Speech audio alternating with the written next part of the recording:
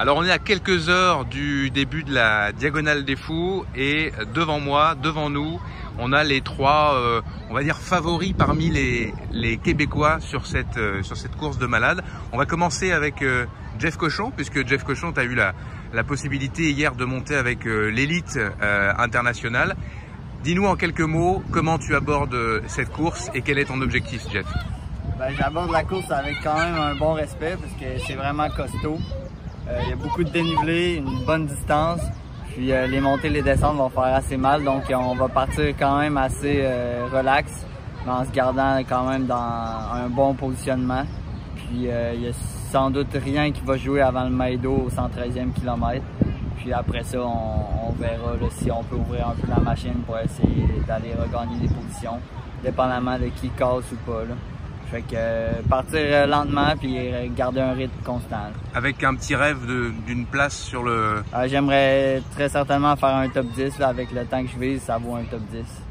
Donc on verra. Tu t'es entraîné avec les deux gars qui sont autour de toi. On va commencer avec David Jecker qui a l'habitude de partir extrêmement vite. David, est-ce que tu vas faire la même chose sur cette Diagonale des Fous? Je rappelle, 166 km et 9600 mètres de dénivelé, des sentiers ultra techniques. Donc pas forcément roulant.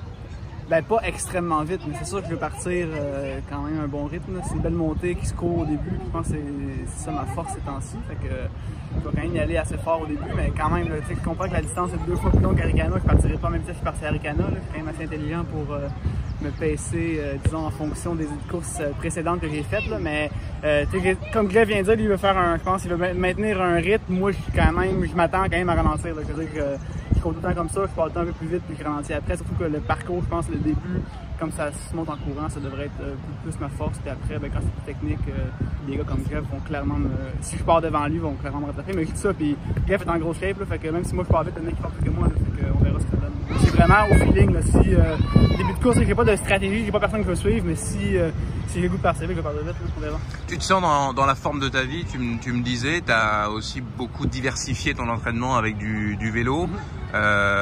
Tu y crois à cette Diagonale des Fous, à un résultat sur cette diagonale?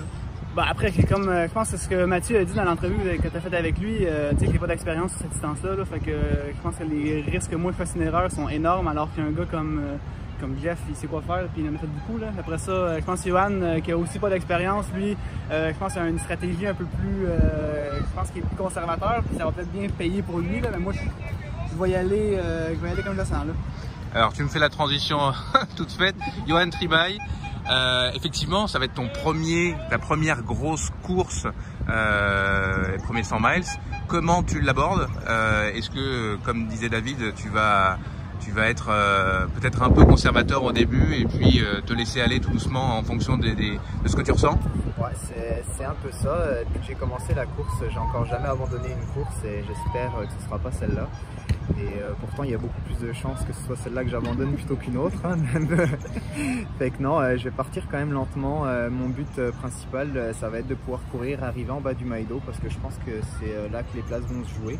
Et si je pouvais arriver là, kilomètre 128, 130 et pouvoir encore courir ou voire trottiner, ce serait le fun.